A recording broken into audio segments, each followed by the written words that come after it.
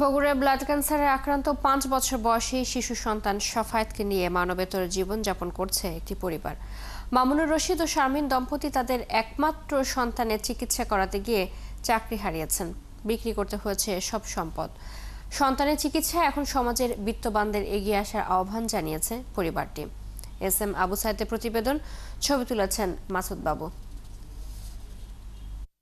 ঈদে সব বাচ্চারা যখন আনন্দ আর খেলাধুলায় ব্যস্ত সময় পার করছে, তখন মায়ের কোলে বসে মরণব্যাধি ব্লাড ক্যান্সারে অসহায় দিন কাটাচ্ছে ৫ বছর বয়সী শিশু সাফায়েত। বগুড়ার শাহজাহানপুর উপজেলার ড্রমনপুকুর এলাকার বাসিন্দা মামুনুর রশিদ ও শারমিন দম্পতির একমাত্র ছেলে সাফায়েত। ১.৫ বছর আগে এই মরণব্যাধি ধরা পড়ে তার। এরপর থেকে ফুটফুটে এই শিশুটির চিকিৎসার খরচ চালাতে পরিবারটিকে বিক্রি করতে হয়েছে গহনা, মোটরসাইকেল, গরুসহ যাবতীয় সম্পদ। টাকার অভাবে এখন শিশু সাফায়েতের চিকিৎসা থমকে আছে বলে জানান পরিবার ও স্থানীয়রা।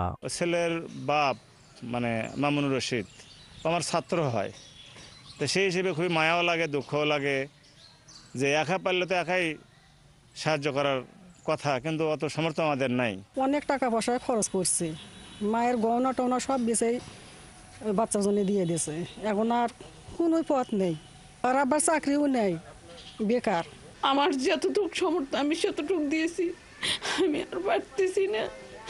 আমি দয়া করে আকুল আবেদন সরকারের কাছে, বড় বড় বিত্তশালীর কাছে আমার আবেদন, সবাই যেন আমার নাতির জন্য সাহায্য করে।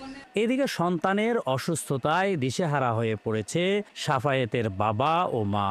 অসুস্থ সন্তানের চিকিৎসা করাতে হাসপাতাল ও ডাক্তারের কাছে ছুটতে গিয়ে চাকরি চলে গেছে শিশুটির বাবার। একটা মায়ের কাছে একটা বাচ্চা মৃত অবস্থার মতো দাঁড়িয়ে আছে। এই বাচ্চা নিয়ে একটা মায়ের যে চলা যে কত কষ্ট।